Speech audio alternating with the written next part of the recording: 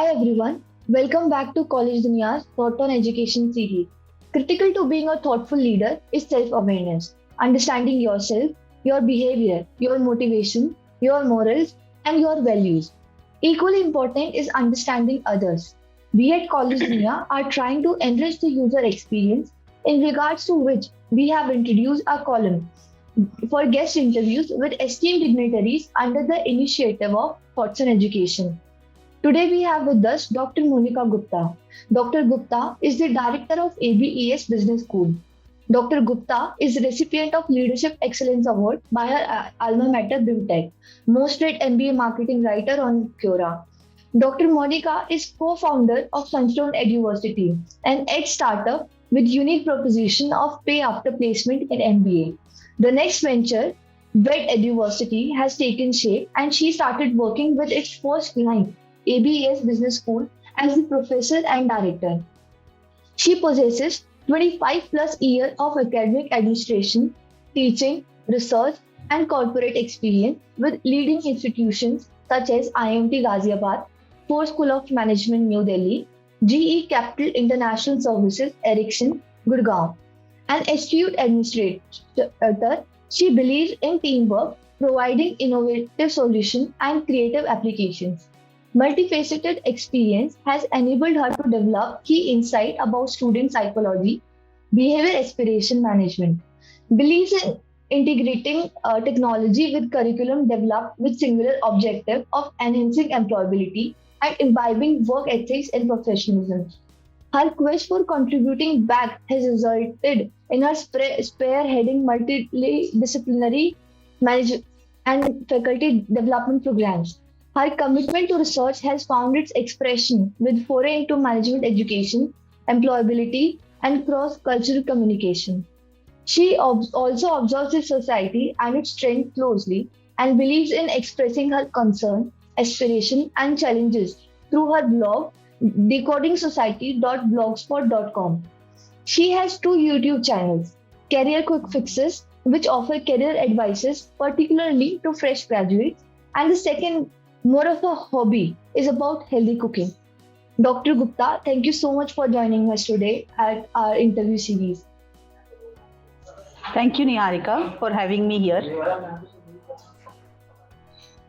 So, ma'am, my first question is, you have held key position at education colleges throughout your professional career. What are the key factors that keep you connected with the education sector? Well, I joined education sector in the year 1995. The landscape, the ecosystem have transformed drastically from then.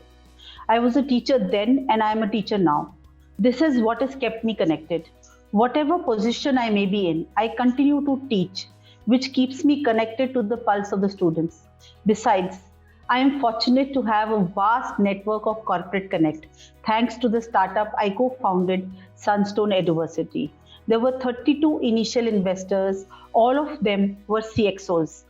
As I see, our role as educators, especially in professional education, is to act as a bridge between the corporate requirement and student skills. This way, the connect has constantly remained alive. Also, very important is the philosophy of education as a priority over commercials. This is what I have always followed and will continue to do so. There is a huge and constant demand for MBA graduates now. It is for us to give the right direction and produce employable workforce. If we look at the Indian skill report, less than 50% of the management postgraduates are employable. There is a huge gap. This is due to multiple reasons. I'd like to cite a few here. The first one is about curriculum design. The curriculum designers typically are academicians, probably like me, and with due respect to them, they may not understand what are the industry expectations fully. And hence, there is a gap in what is being taught in these schools and what is required on the job. So we really need to work on this and integrate and involve the corporate experts, especially the senior people, to be part of our curriculum design so that we can actually go down to the right kind of content to be taught to the students. The second part for me is the focus on books and chapters in books. I see typically in most business schools, especially even in university curriculum, there is a lot of focus on textbooks and reference books, etc. Now, if you look at the cycle of a book production, suppose let's take my example. If I decide to write a book today, it will take me about a year or two to write the book, another year or two for the publisher to do all the proofreading, and for the book to see the light of the day.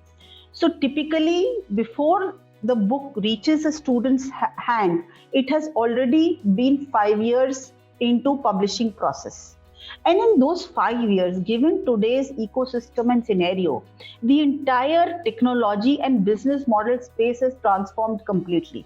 So even before this book is reaching the student, it has become irrelevant. So for me, that focus from books has to shift to online material, and material which the faculty themselves develop exclusively for that subject, based on what are the latest news, what are the latest developments, and what are the latest things that are happening in the ecosystem altogether. Then the third point, according to me, is that we are always running after marks instead of skills. Unfortunately, whatever happens in the schools, and that same mindset takes carry forwards to graduation and post-graduation. While post-graduation, especially MBA, a professional post-graduation, which is going to be terminal education for you, the focus should be on skills. But unfortunately, students keep mapping teachers and sometimes even parents. We all contribute to this in some way or the other, wherein the student becomes more obsessed with marks rather than developing the requisite skills. And for me, skills are not just about ability to work on Excel or to work or having the ability to speak in English. Skills for me means proficiency, the ability to work fast enough to give the desired productivity at work.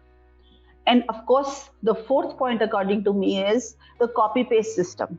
Now, we do have very good, exceptional, world-class postgraduate management institutions in India, that are the IIMs, the XLRIs, and so many others are there. So what the institutions, second tier, third tier institutions do, they look at the curriculum being offered there, they copy it, paste it for themselves. While the target audience is completely different. Somebody with 4, 5, 6 years or maybe more years of experience going and doing an MBA from IIMs is completely different from a fresh graduate who's coming to ABS Business School or institutions similar as us to do an MBA program. And the kind of positions that they will be getting absorbed into are also different. The positions that are, probably meant for the top tier institutions are more of the strategic role where is to be played, while the students who pass out from us are more into tactical operations. So this way, the curriculum has to suit what is the required skill set rather than what could be the best possible scenario. And that is why time and again, whatever news you read about the professional education, this information always comes up in discussions or comes up in writing that 50% of the workforce of the country is not employable.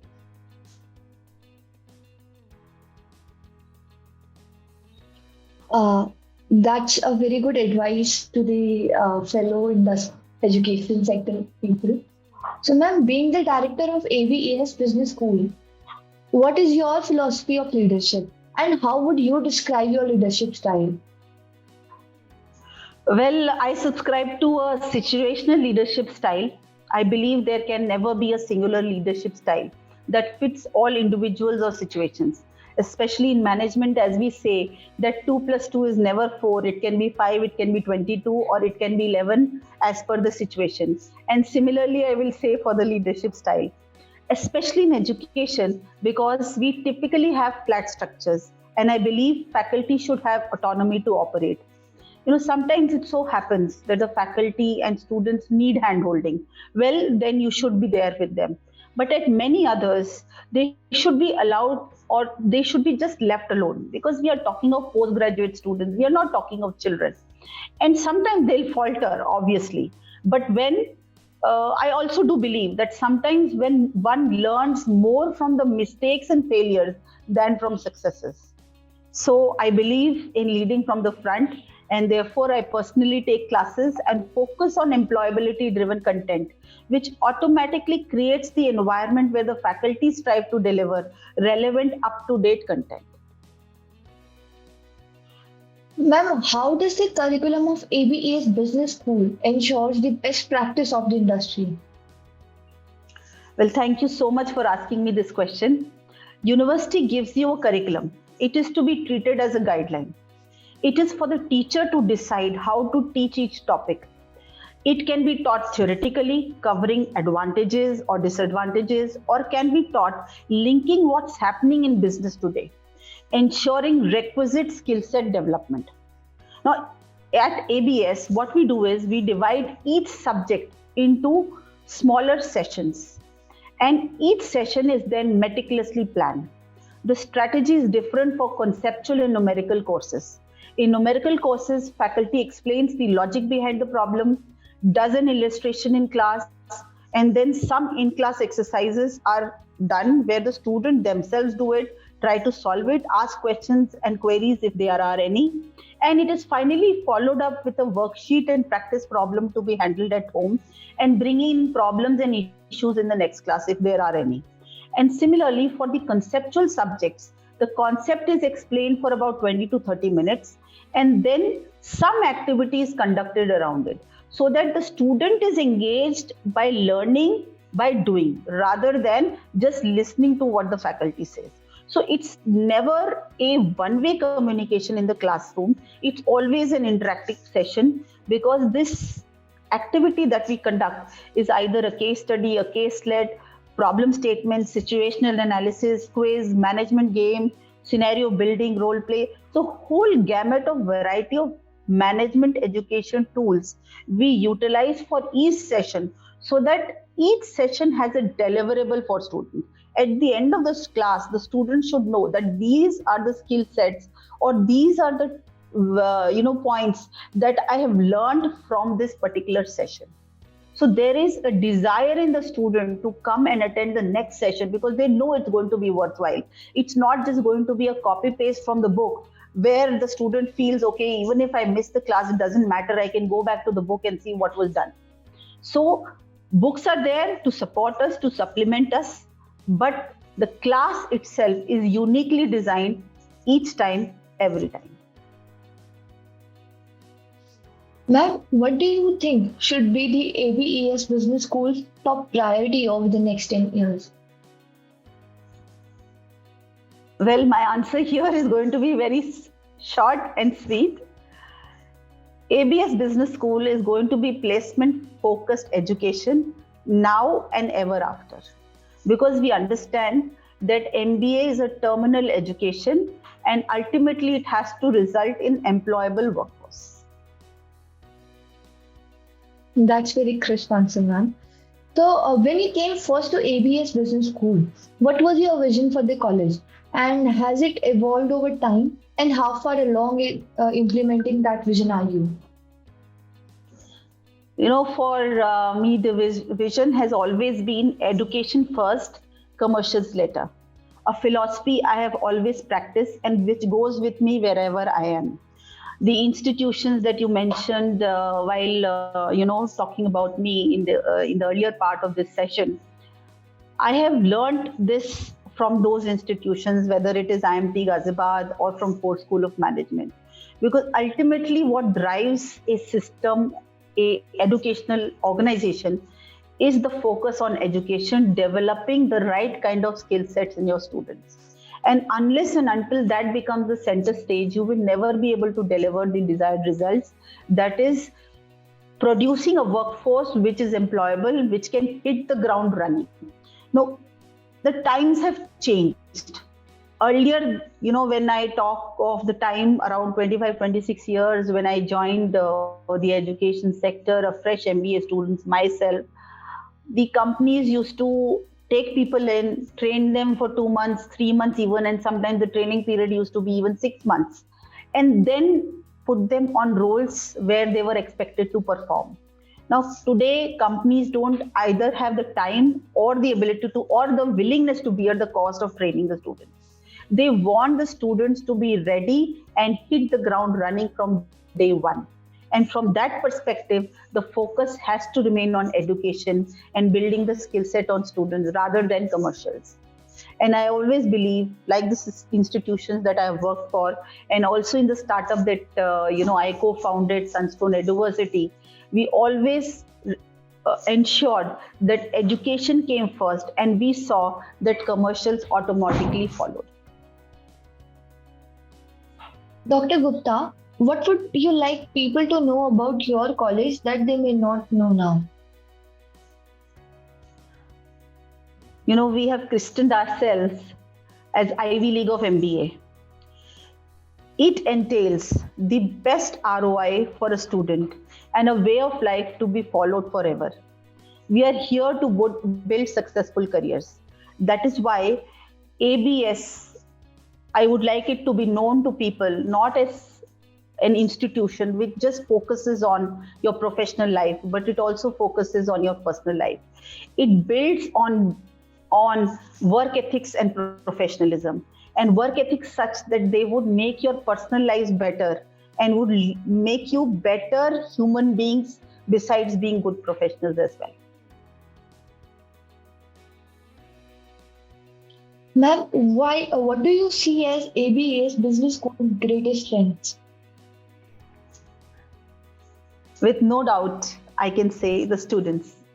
The institute is always by the students, for the students, and of the students.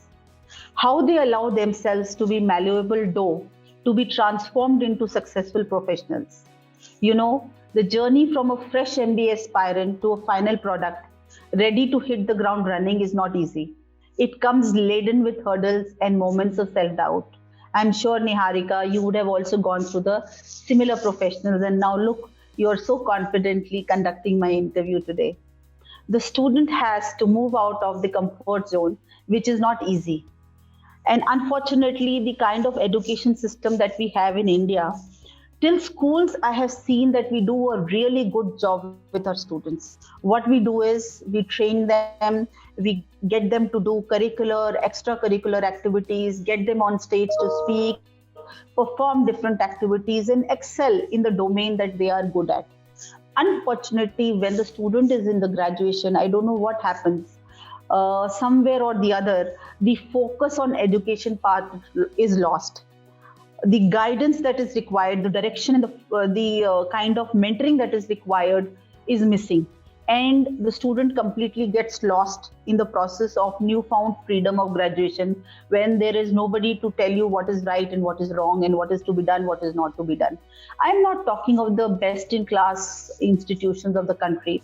I am talking of majority of the institutions where 80% of our graduates are qualifying, and we get to see the reports which say that these students are not employable.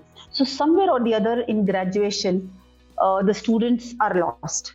And secondly, the background itself, because the most of the students that I see that come to us or to most of the institution, 80% of the institution in postgraduate management education or professional education, the parents are not that aware or are not that well educated or are not from those backgrounds who can give them those, kind of direction and focus. It is for us as teachers and it is for us as academic administrators to ensure that they imbibe in them the work ethics and professionalism which is required for conducting corporate life.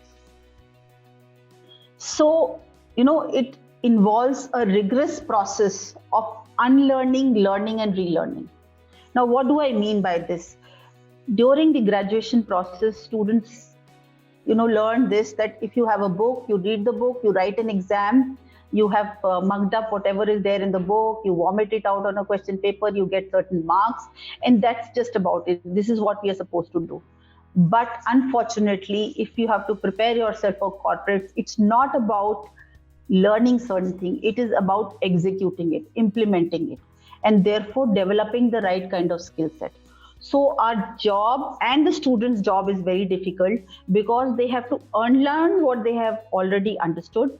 They have to learn and relearn. And this exercise has to be repeated over the next 2 years such that the student is able to transform themselves into a personality who is selected at the instant, or who is able to work in the professional environment as is expected from the corporate. That was very insightful, ma'am.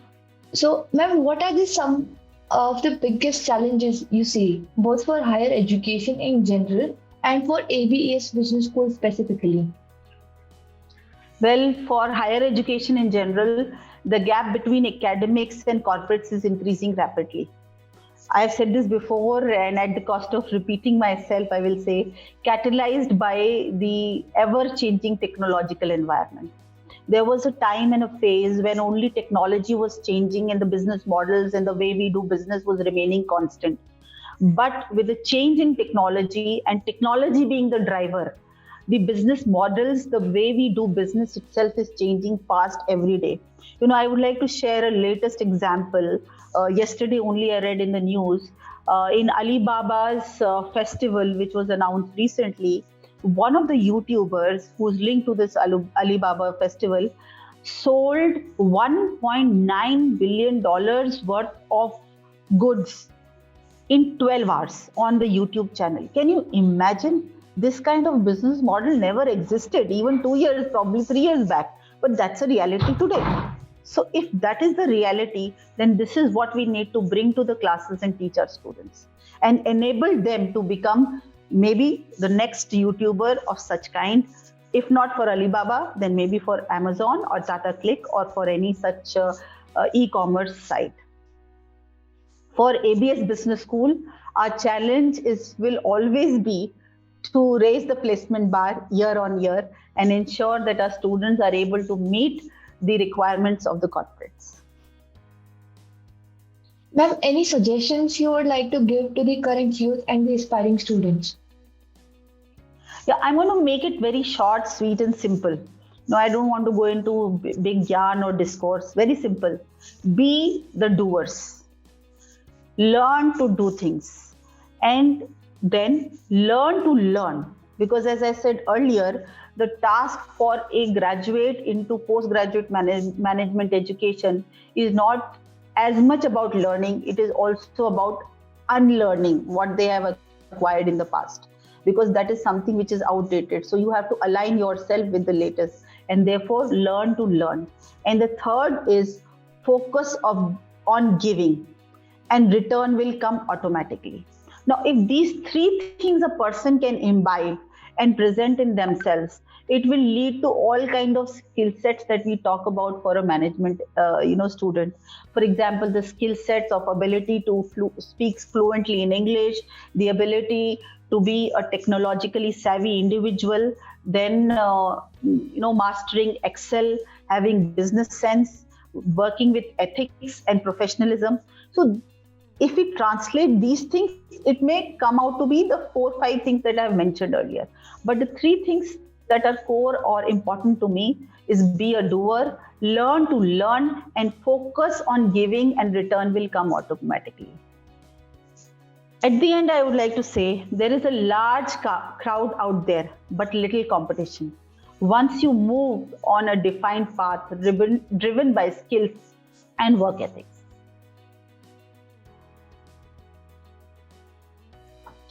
Thank you so much, ma'am, for sharing your thoughts on education. I hope that the knowledge and experience imparted by you today will help the aspiring students for better understanding the course curriculum and industry requirements. Guys, you can check out more about ABES Business School on our website collegedunia.com and research more about your choice of colleges. Thank you, Niharika.